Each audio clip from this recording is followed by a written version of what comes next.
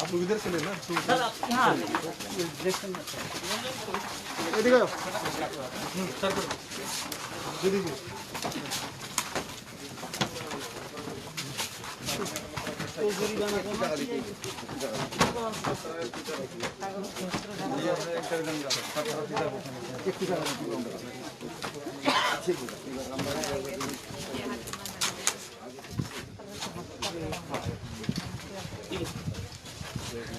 बहुत सारा है ये भी पीछे भी है सर एक लॉट आके वापस गया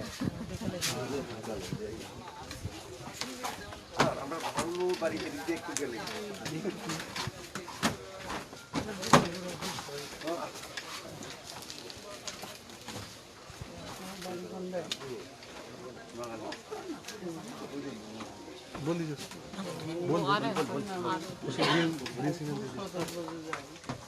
गोपाल पालेर बाड़ी ब्रिक्सेर बाड़ी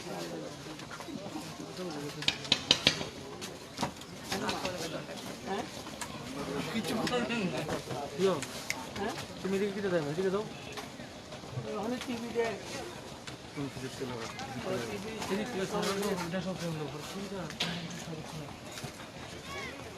এই এই যে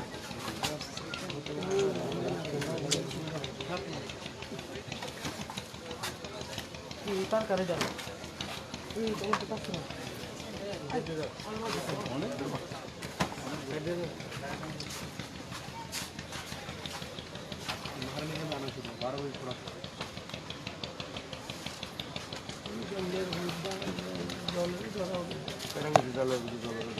জল দেখে আরাম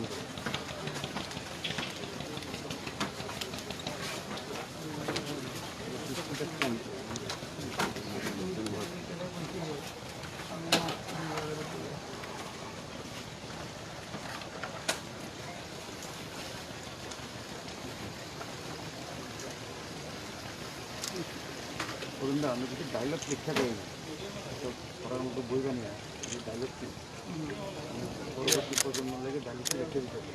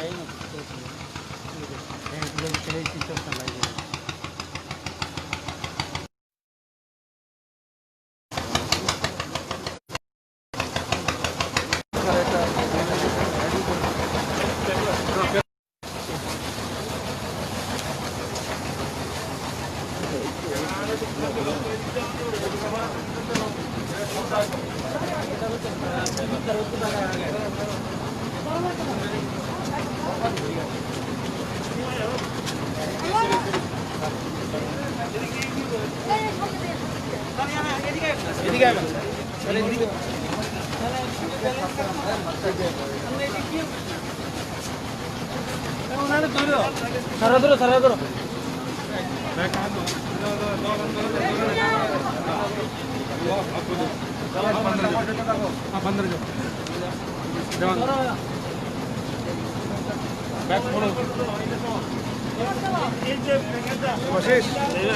দেবাশিস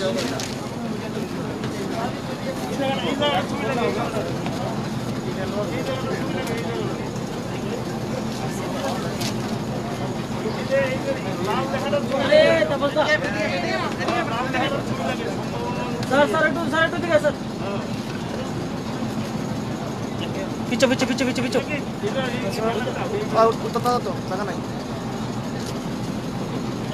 मैडम भैया आप तो इधर आओ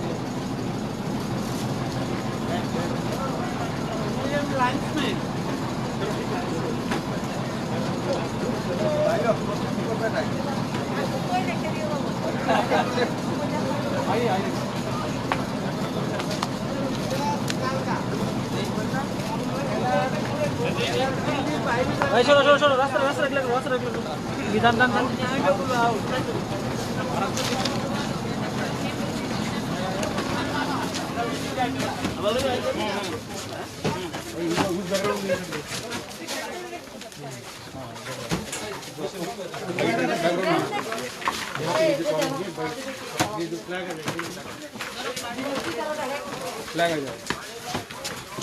हेलो कितने दादा हेलो कितने दादा एंट्री लाइट सर सर এদিকে উল্টা লাইট अरे नहीं नहीं वो फ्लैग फ्लैग आ जाएगा ওই লাইট কই লাইট এদিকে এখন একটু কষ্ট করে কাইন্ডলি জাস্ট শুদ্ধ এখন কাইন্ডলি আচ্ছা এদিকে থেকে লো কিটা জাস্ট হ্যাঁ এদিকে দাঁড়ালে ঠিক আছে ঠিক আছে হয়তো আমি আছি দেবাশিস আসেন রেডি আমরা আইতে হইব আমরা ঠিক আছে রেডি ফাইনালি প্রতীক্ষার অবসান এবং একটা নতুন ইতিহাসের অধ্যায় রচিত হলো। আপনি মুখ্যমন্ত্রী হিসেবে কি প্রতিক্রিয়া এবং আপনার মুখ্যমন্ত্রীত্বের সময়কালে এই ঐতিহাসিক আমি প্রথমে ত্রিপুরাবাসীকে স্বাগত জানাবো, ধন্যবাদ জানাবো যে ওনাদের আশীর্বাদ এবং বিশ্বাস আর দুই দেশের প্রধানমন্ত্রীর প্রচেষ্টা আজকে ভেসেল আমাদের জেটিতে পৌঁছে গেছে। স্বাভাবিকভাবে এটা ত্রিপুরার জন্য এক নতুন দিগন্ত। আজকে এটা ট্রায়াল হলো আর খুব কম সময়ের মধ্যে গোমতী নদীকে ড্রেজিং করে এবং বাংলাদেশের ওই দিকটাতে গোমতীতে 8টা সেতু আছে, সেগুলোকে 2 মিটার করে উপরে উঠাতে হবে। সেই কাজটাও ভারত সরকার খুব কম সময়ের মধ্যে করতে সক্ষম হবে। আজকেই যে ভারতীয় হাই কমিশনার রয়েছে বাংলাদেশে রিভা গাঙ্গুলি দাস মহোদয়া, উনি বলেছেন যে 8টা ব্রিজের বিষয়ে অলরেডি ইনিশিয়েটিভ নেওয়া হচ্ছে।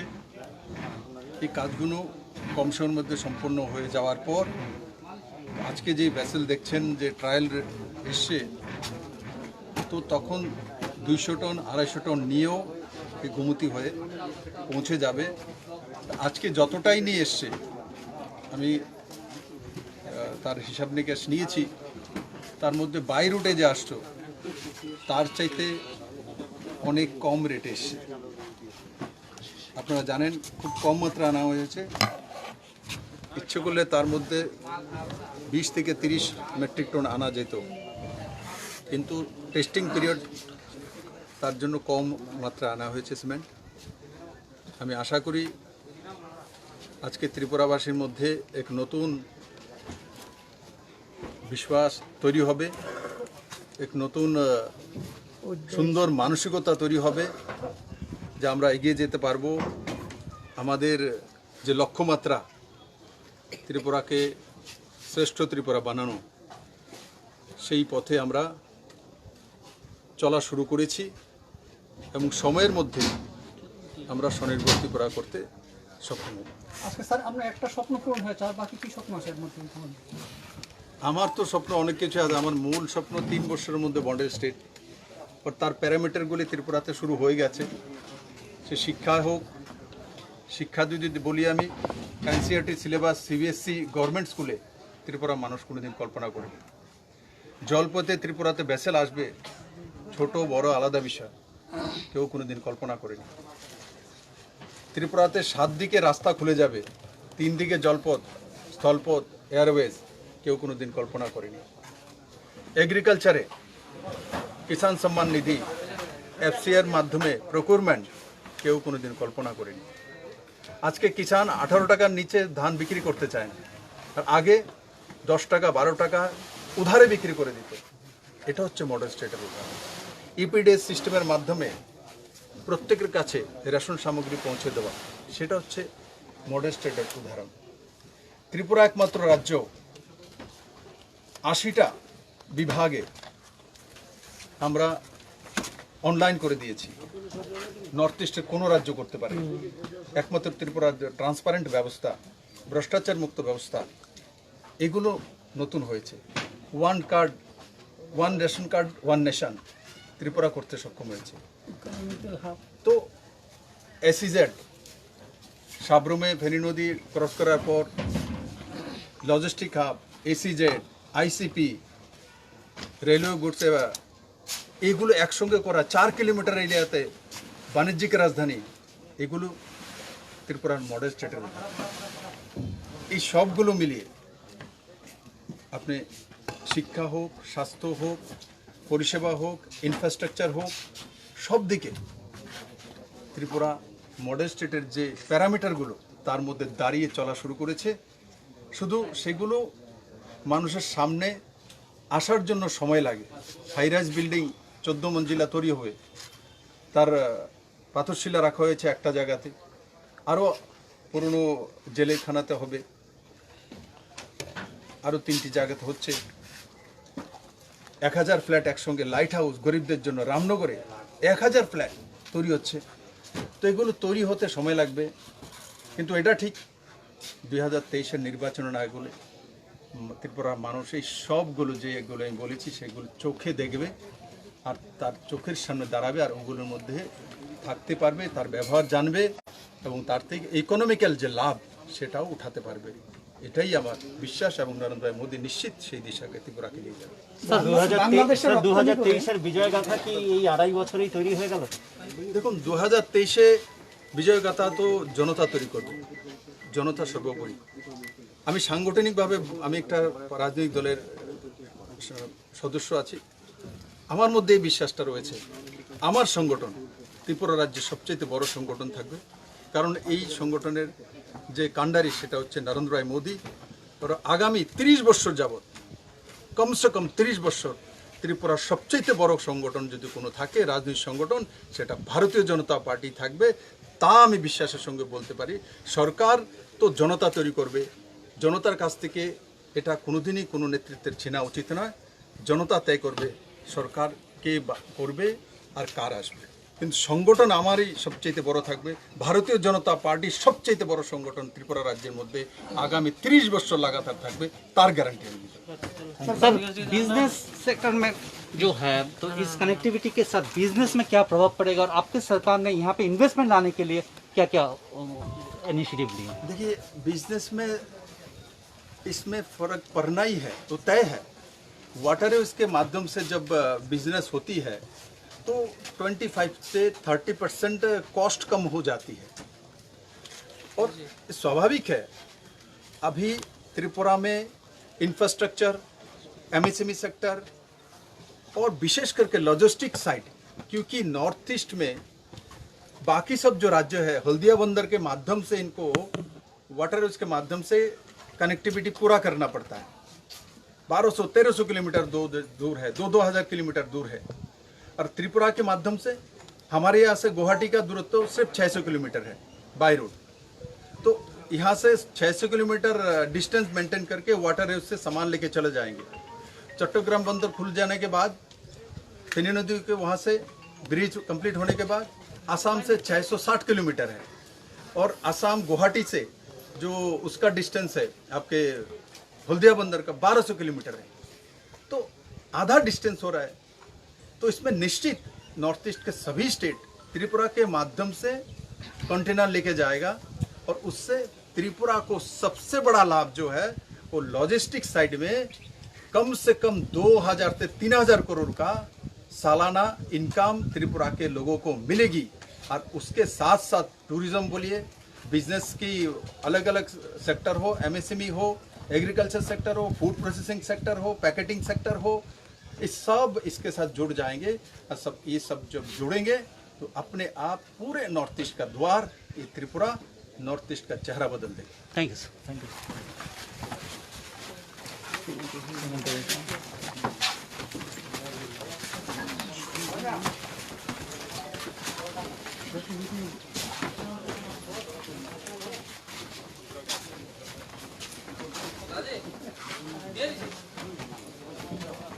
আপনাদের সবাইকে ধন্যবাদ। আসতে অসুবিধা হয়েছে না অনেক? বাড়ি কোন জায়গা? হ্যাঁ এখানে। এই যে আমরা ইন্ডিয়ান